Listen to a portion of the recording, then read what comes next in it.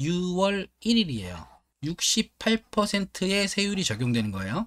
수요 입주량은 반드시 수요자들이 이 동그란 원 안에서 어디까지 지금 퍼지고 있는지, 이걸 우리는 화폐 가치가 떨어진다고 하는 거고요. 어차피 가격은 다시 올라가는 거예요. 여러분 안녕하세요. 여러분의 집 걱정을 함께 해드리는 진메달입니다.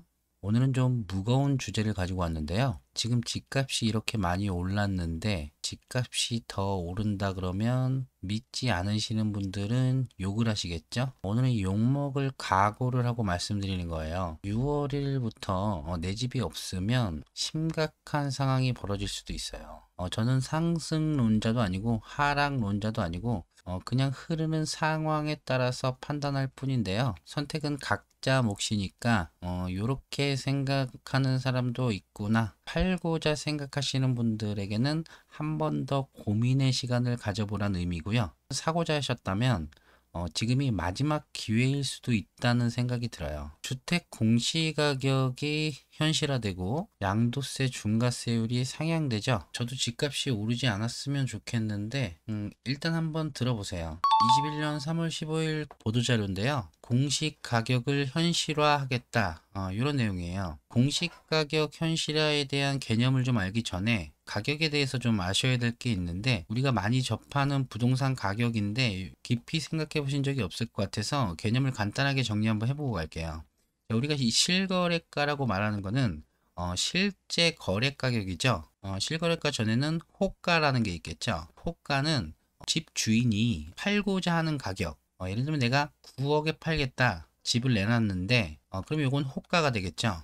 그리고 이 집을 사고자 하는 사람과 가격 조절을 해서 8억 5천에 거래가 됐다 그러면 요 8억 5천, 요게 실거래가가 되는 거예요. 실제 거래 가격. 그리고 우리가 시가라고 부르는 시세가 있는데요. 요거는 우리가 부동산 담보 대출을 받을 때 주담대라고 하죠. 주담대를 받을 때 기준이 되는 가격이고요. 보통 KB 시세, 한국감정원 시세, 요걸 기준으로 하고요. 한국 부동산원으로 명칭이 변경됐죠. 그리고 감정평가 얘기라는 게 있는데 요거는 감평가라고 하죠. 정비사업에서 이주비 대출을 할 때 기준이 되는 가격이고요. 부동산 경매 요런 데서도 쓰이는 가격이에요. 오늘의 주제 요 공시가격인데 세금 산정의 기준이 되는 가격이에요. 즉 과세를 위해서 만들어내는 해당 부동산의 가격인데, 요 공시가격과 시가와는 차이가 있죠.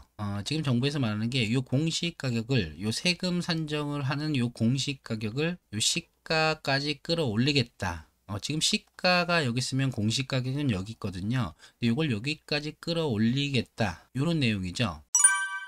이 주택을 취득할 때 내는 취득세가 있고요. 이 주택을 사서 내 명의로 보유 중일 때 내는 보유세가 있는데, 보유세는 재산세와 종합부동산세가 있어요. 그리고 요 내 명의로 보유하던 부동산은 팔 때, 요걸 팔 때 내는 양도소득세가 있죠. 이 공시가격은 세금을 매기기 위한 가격이라고 했죠. 보유세에 영향을 주게 돼요. 따라서 공시가격 인상이라는 것은 재산세와 종합부동산세를 인상한단 말과도 같겠죠. 물론 공시가격이 인상되면 취득세와 양도소득세도 일부 영향은 있는데, 취득세는 이 공시가격이 1억 이하일 때는 주택 수에 상관없이 취득세를 1%로 적용을 해주는데, 이 공시가격이 인상돼서 1억 이하였는데 1억을 초과하게 된다. 그럼 요즘 많은 분들께 투자 대상이 되고 있는 요 1억 이하의 아파트의 메리트가 떨어지겠죠.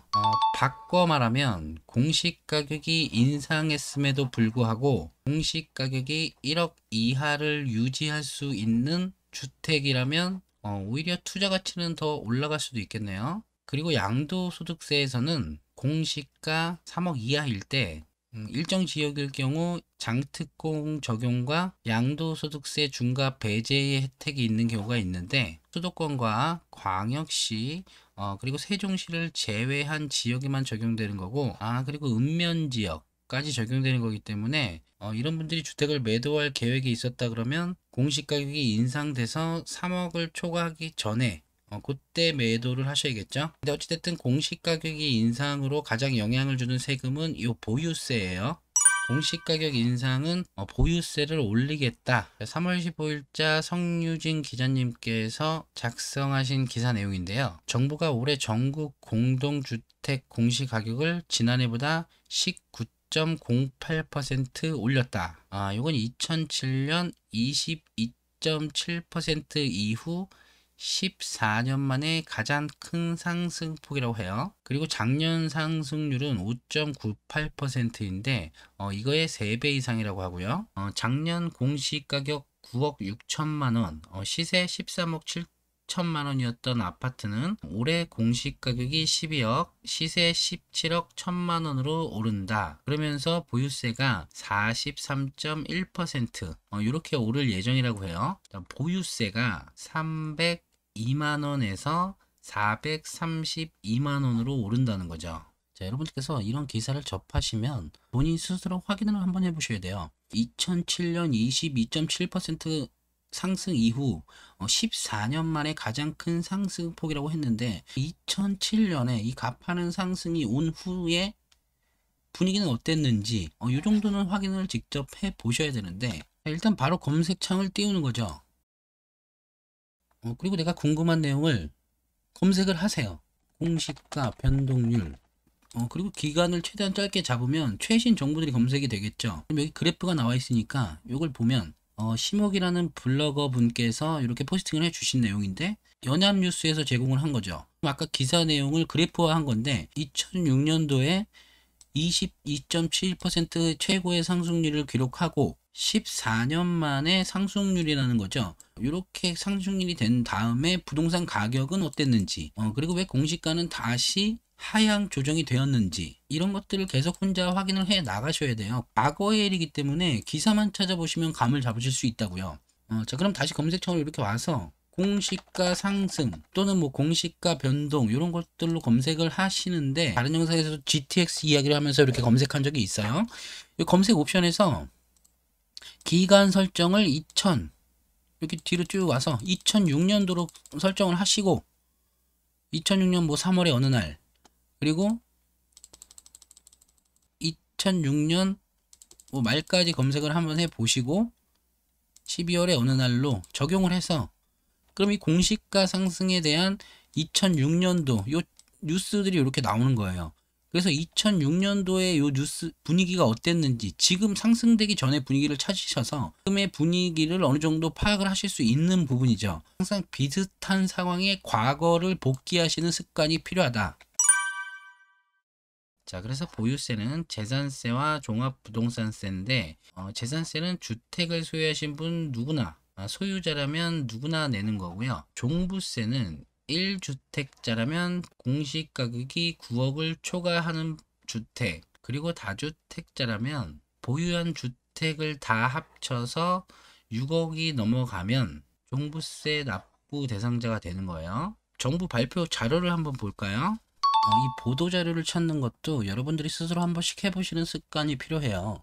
여기서 국토교통부만 치셔도 교통부 사이트에 접속을 하실 수가 있죠. 이렇게 들어가면 여기에 이렇게 자료들이 나와 있다고요. 보도 자료를 들어가셔서 여기 이제 보도 자료 내용인데 여기 쭉 이렇게 나와 있겠죠. 쭉 보면 여기 보시면 이렇게 2021년 공동주택 공시가격 열람 이런 제목으로 내용이 있는데 바로 클릭하셔서 이 자료에 대한 내용을 여기서 확인하시든지 아니면 저처럼 이렇게 요걸 다운을 받으시면 돼요. 자, 이런 식으로 항상 확인을 직접 해보시는 습관을 가지시고요. 또 어떤 전문가분들께서도 많이 다뤄주시는데 이걸 왜 직접 확인을 해야 되냐면 그분들의 생각이 첨가된다는 거죠. 제가 이 내용을 말씀드릴 때도 저의 의견이란 게 첨가가 되기 때문에 여러분들께서 이런 내용을 접하시면 이 생각과 이 의견들이 머릿속에서 혼란을 줄 수 있다는 거죠. 저는 이 영상에서 말씀드리고 싶은 게 집값은 오를 거다 이런 의견을 말씀드리는 건데 또 반대의 의견도 있겠죠. 공시가가 오르면 부담을 느끼고 집값은 내려간다. 뭐 이랬을 때 여러분들께서 혼란스러우시니까 이런 것들을 혼자 스스로 찾아보고 맞든 틀리든 어떤 결정을 가상으로 내려보고 그 시간이 지난 후에 이 결과가 어땠는지 바쁘시겠지만 이런 과정들을 반복하셔야 어떤 정책이나 상황 변화가 왔을 때 본인 스스로 판단하실 수 있는 인사이트를 키우시는 거죠. 자, 그래서 자료를 좀 보면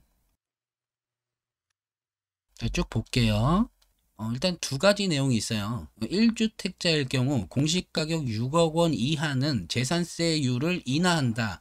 그러니까 공시가격이 6억 이하라면 재산세가 오히려 내려간다. 요거고요. 그래서 공시가격 6억 원 이하의 공동주택이 총량의 92.1%에 해당을 한다. 이런 내용이 있는데요. 자, 이렇게 공시가격 6억 이하의 주택을 갖고 계신 1주택자라면 재산세 부담이 감소한다는 내용인데, 이게 오히려 독이 된다고 생각해서 제가 이 영상을 만들게 된 거고요. 제가 왜 이 부분을 우려스럽게 생각하냐면 92.1%에 해당하는 주택을 갖고 계신 분들이 재산세가 감소되다 보니까 정작 중요한 내용에 크게 관심을 안 가지실 거란 말이죠. 정작 이 내용에 관심을 가지셔야 되는 분들은 92.1%에 해당되는 분들인데, 이분들은 오히려 재산세가 감소를 하니까 관심을 안 가지시다가 집값이 올라간 다음에 아이고야 아이고야 하실까봐 이 영상을 만들게 된 거고요. 자, 그래서 계속 한번 내려가 볼게요. 공시가격 9억을 초과하는 주택은 전국 기준으로 3.7%인데 이게 52.5만호, 서울 기준은 16%인 41.3만호이다. 전국 기준 3.7%라는 거죠. 이 3.7%에 해당하는 분들은 이 내용에 관심이 많이 있겠죠. 근데 정작 이 내용에 관심을 가지실 분들은 보유세 인상과 관련이 없는 이 92.1%에 해당되시는 분들이라고요. 자, 계속 볼게요. 자, 이렇게 변동률과 보유세 영향 분석 이렇게 나와 있고요. 또 주의 깊게 보실 내용이 세액 공제 확대에 대한 내용인데, 이러이러한 요건에 해당되는 1주택자는 세액 감면 혜택도 커진다는 거죠. 자, 그 내용을 별도로 이렇게 설명을 해준 부분이 있는데요. 1세대 1주택자가 5년 이상을 보유하면 20%, 10년 이상을 보유하면 40%, 15년 이상을 보유하면 50%, 종합적으로 80%의 세액 공제 혜택을 줄 수 있다는 거죠. 그리고 세액 부담의 급증을 방지하기 위해서 전년 대비 일정 비율 이상 늘어나지 않도록 한도를 설정하는데, 이게 조정 대상 지역 2주택자 및 3주택 이상자일 경우에 300%라는 거예요. 그러니까 전년 대비 일정 비율 이상 늘어나지 않도록 한도를 설정하는데, 그 한도가 3배 이상을 늘어나지 않게는 해주겠다. 자, 그 외에는 150% 혜택을 주는데, 이런 분들한테는 300% 혜택을 주겠다.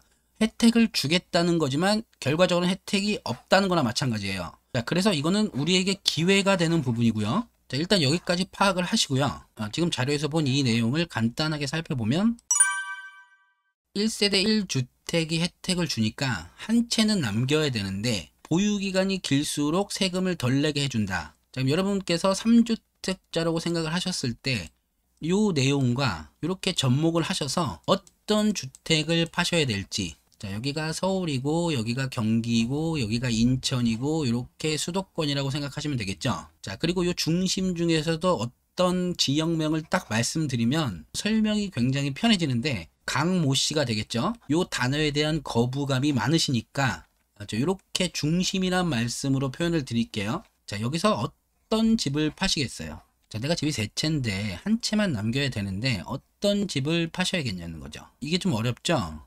그러면 어떤 집을 남기실까요? 여기를 팔고 여기를 팔고 여기를 남기는 거죠, 보통은. 그럼 이렇게 될 텐데, 이렇게 정리되는 날이 5월 31일이라는 거죠. 재산세와 종합부동산세의 납부 대상자가 결정되는 날이 6월 1일이에요. 이 날 등기부상 소유자가 요 보유세를 납부할 의무를 가지게 되는데요. 자, 그리고 6월 1일은 또 양도세 중과세율이 인상돼서 시행되는 날이죠. 자, 2021년 양도소득세에 대해서 정리를 해봤어요. 자, 이건 양도세를 설명하는 주제가 아니니까 요 양도세가 중과되는 내용을 좀 기억하셔야 돼요. 2021년 6월 1일부터 조정 대상 지역에서 2주택자가 집을 팔 경우에는 여기에서 20%가 중과가 되는 거고요. 3주택 이상일 경우에는 30%가 중과가 되는 거죠. 과표가 3억이 잡혔다. 그러면 38%의 세율이 적용이 되는데, 요 주택이 조정 대상 지역이었고 이분이 2주택자셨다. 그러면 20%가 추가돼서 58%의 세율이 적용이 된다는 거죠. 그리고 3주택자였다면 30%가 추가돼서 68%의 세율이 적용되는 거예요. 뭐 다른 공제액들이 있겠지만 그냥 단순 계산했을 때 3억이라면 372 2억 정도가 날아간다는 거죠. 자, 근데 이게 6월 1일 전에 팔게 되면 현재 중과세율을 적용해서 20%가 아니고 10%, 30%가 아니고 20%의 중과세율이 적용이 되는 거예요. 6월 1일 전에 팔면. 자, 그럼 결국 보유세 납부 대상을 결정하는 날과 양도세 중과세율이 더 올라가는 기준일이 6월 1일이기 때문에 이런 것들이 부담이 돼서 파실 분들은 파실 거고, 그래도 남기는 게 더 이익이겠다 생각하시는 분들은 보유를 계속 하시는 거고, 그게 결정되는 날이 이날인 거고, 파실 거면 이전에 다 파셨겠죠. 어떤 급한 사정이 있어서 매도 계획이 없었는데 매도하시는 분들도 분명히 있겠지만 계획상으로는 이전에 무조건 파셨을 거예요. 자, 그러면 6월 1일이 지났다. 그 다음은 어떻게 되겠냐고요. 이런 세금이 올라가는데도 다주택자 중에서 집을 안 판 사람들은 어떤 행동을 취할 거냐는 거죠. 이렇게 인상된 세금은 결국에는 월세라 그러면 월세 세입자가 부담을 하게 될 거고요. 그러면 월세가 오를 거고, 전세라 그러면 전세 세입자가 부담이 될 거고, 그러면 전세 가격이 오르게 돼요. 그리고 나중에 매매를 한다고 해도 이 인상된 세금은 매매가에 반영이 되기 때문에 매매 가격이 오르는 결과를 가지고 올 거고요. 결국에는 정부에서 보호하려고 하시는 분들이 인상된 세금의 납부 주체가 될 수밖에 없는 거예요. 이게 왜 그러냐면 이 도너츠는 이렇게 한정이 돼 있는데 이 도너츠를 이렇게 넓힐 수는 없어요. 우리가 진짜 원하는 집들은 요 안에 있다는 거죠. 그 중에서도 원하는 집은 요 안에 있는 거예요. 그런데 이 안에 공급이 어떻죠? 전세 매물 없고 입주 물량 없고 공급 물량이 없다는 건 수요자들이 어쩔 수 없이 여기를 선택하거나 사선책으로 여기까지는 선택을 해야 되는데 어쩔 수 없이 비용이 올라가더라도 들어갈 수밖에 없는 상황이 뻔한 거죠.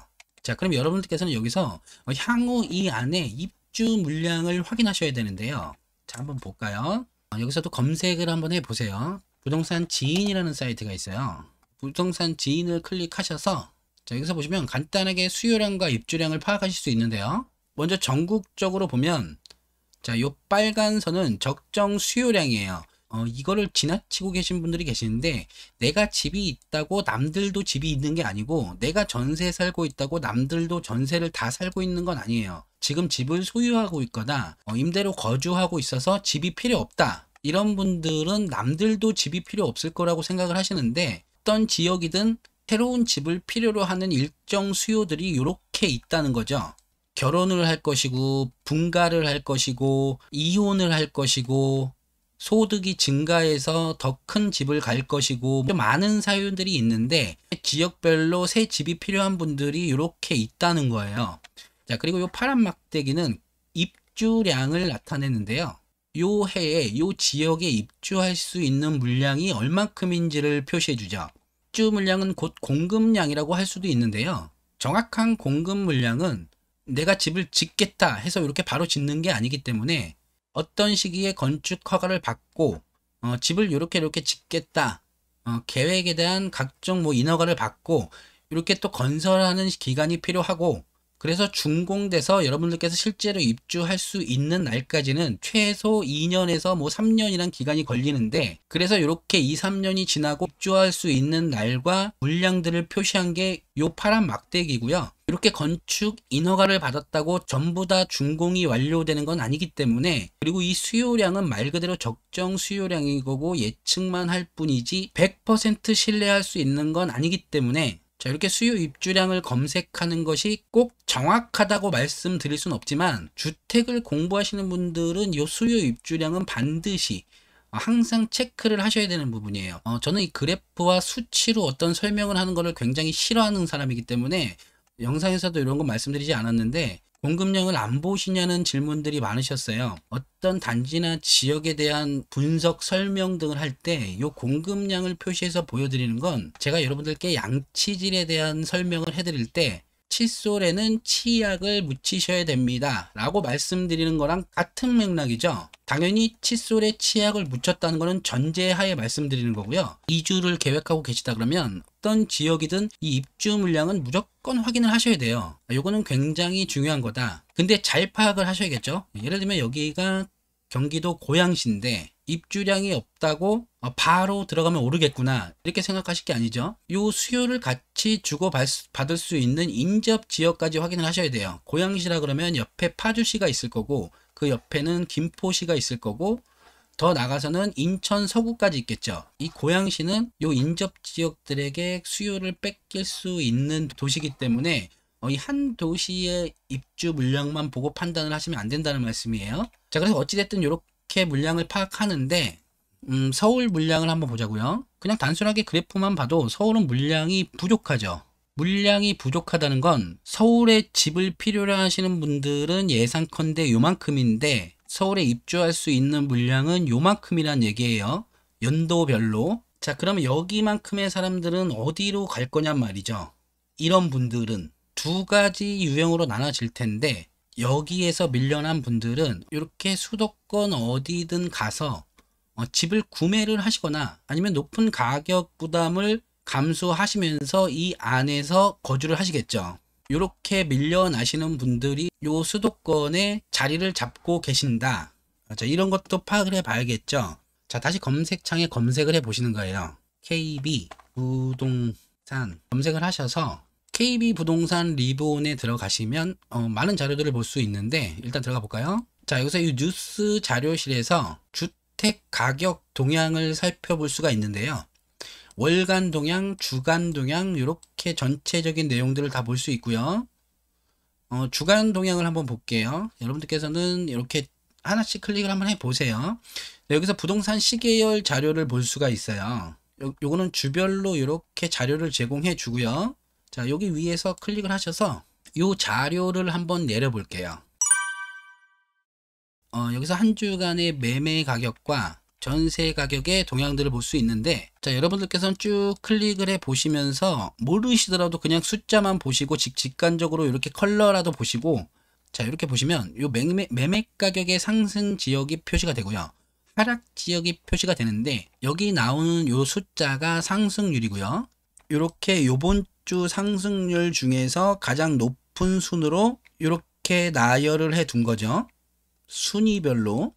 위에는 이렇게 지역별로 표시가 돼 있고 여기는 주 단위 증감률이 나오는데 색깔이 이렇게 진할수록 상승률이 컸다는 거고 여기는 기간을 나타내니까 이렇게 전체적으로 보면 여기는 이때부터 오르기 시작했고 여기는 이때부터 오르기 시작했고 여기는 이때부터 오르기 시작하다가 이렇게 빠지고 있구나 라고 파악을 할 수가 있겠죠. 이걸 전체적으로 두면 자, 지금 이렇게 색깔로만 봐도 여기가 두각을 나타내고 있죠. 여긴 어딘데 이렇게 빨가냐 보시면 경기도죠. 수원이 빨갛고 고양이 빨갛고 의정부와 일산 동구 뭐 요런 애들이 다 빨간데 상승률이 큰데 자료를 받으셔서 요 경기도 부분의 빨간 부분을 지도에다 표시를 해 보시면 요런 그림을 보실 수 있을 거예요. 여기가 오르고 여기가 오르고 여기가 오르고 이렇게 오르고 있는 거죠. 지금 이 안에 계신 분들이 이렇게 밖으로 수도권 끝까지 퍼지고 있는 그림이고요. 집을 살 수 있는 한계 라인인 이 수도권 끝까지 와 있는데 그래서 제가 항상 말씀드린 게 외곽에서는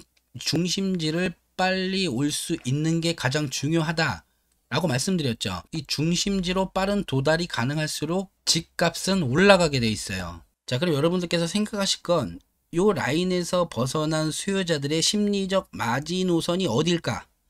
이게 지금 계속 여기서 늘어나고 있다는 거예요. 지금 지역적인 언급을 피하기 위해서 이 도너츠를 데리고 왔는데 여러분들께서 아실 만한 서울 근처의 주요 경기권들은 이미 많이 올랐다는 거죠. 서울과 같이 많이 올랐기 때문에 수요자들은 이렇게 밀려날 수밖에 없는데 요 안에서 여기까지 밀려온 분들은 다시 이렇게 밀려나고 이 기존에 여기 있던 분들도 여기에 밀려날 수밖에 없는 구조라는 거예요. 가격은 계속 올라가니까. 자, 그래서 이거를 다운 받으셔서 전체적으로 보시면 수요자들이 수요자들이 요 동그란 원 안에서 어디까지 지금 퍼지고 있는지, 그리고 하얀 부분이라 그러면 아직 덜 퍼진 부분이겠죠. 요걸 파악하실 수 있을 거고, 자, 그래서 이제 결론을 좀 내야 되는데, 그러면 이렇게 되면 웬만한 분들은 1주택자가 될 것이고, 다주택자를 유지하시는 분들은 조세를 전가하겠고, 그럼 월세가 올라간다는 결론이 나오겠고요.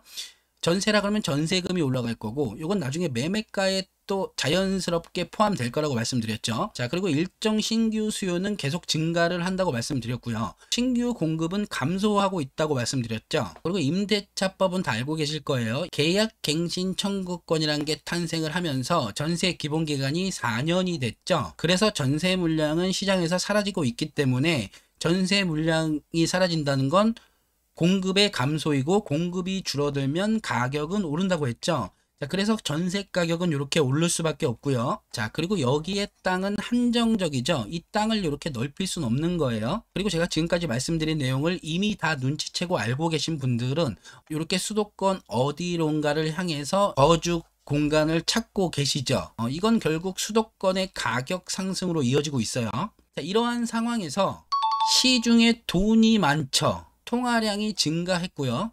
통화량이 증가한다는 것은 화폐 가치가 떨어진다는 거죠. 시중에 통화량이 30억이 있는데 집이 이렇게 세 채가 있다면 집은 한 채에 10억씩 하겠지만, 통화량이 증가해서 시중에 돈을 60억으로 찍어냈다 그러면 이 집은 20억이 되는 거고, 20억, 20억 이런 결과를 가지고 오는 거예요. 결론적으로는. 자, 이걸 우리는 화폐 가치가 떨어진다고 하는 거고요. 지금 화폐 가치는 계속 떨어지고 있고, 다른 건 다 부정하셔도 공급 물량이 감소하고 전세 시장이 불안해요.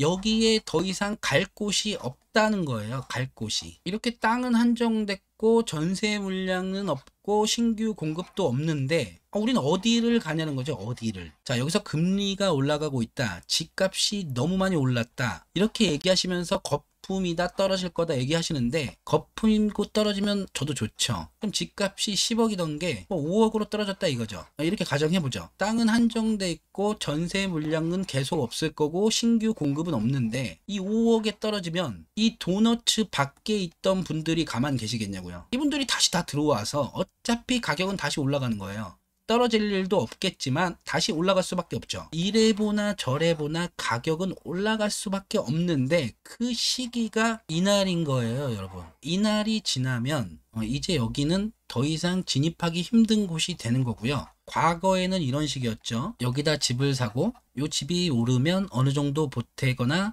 일시적 2주택 비과세 혜택을 받고 요 정도까지 진입을 하고, 그리고 여기에 호재가 생겼거나 어떤 이유로 인해서 집값이 상승을 하면 그걸 또 보태서 이렇게 들어오거나 뭐 하는 방식을 취하셨을 텐데, 지금 여기서 감당하는 세금과 내가 어떤 무리수를 두고 여기를 간신히 진입했다고 쳐도 여기서 감당해야 될 세금이 엄청나게 올라간다는 거예요. 결국 여기서 여기를 진입하기가 매우 어려워지는 거고, 여기의 가격은 더 올라갈 거란 말이죠. 이건 뭘 의미하냐? 양극화가 더욱 심화된다는 거죠. 이 원 안에 진입할 수 있으시면 좋고, 이 원이 아니더라도 최소한 요 박스 안에까지라도 빠른 진입을 하셔야 된다고 저는 생각을 하고요. 그 중에서도 이 중심지를 빠르게 갈 수 있는 곳, 자금 여력이 가능한 곳 중에서 여기를 빠르게 도달할 수 있는 어느 지역이든 빨리 선택을 하셔서 이 양극화에 대비를 하셔야 되고요. 정말 집값이 떨어질 거라고 생각하는 분들이 계시다면 검색창에 신고가 요 내용들을 한번 검색을 해보세요. 압구정 아파트가 64억 신고가를 찍었죠. 아파트가 64억, 여기에 중심 아파트가 64억을 찍은 거예요. 그리고 여기는 지금 혼란스러운 상황이고 집값이 떨어진다고 생각하시는 거고, 판단은 본인이 하시는 거예요.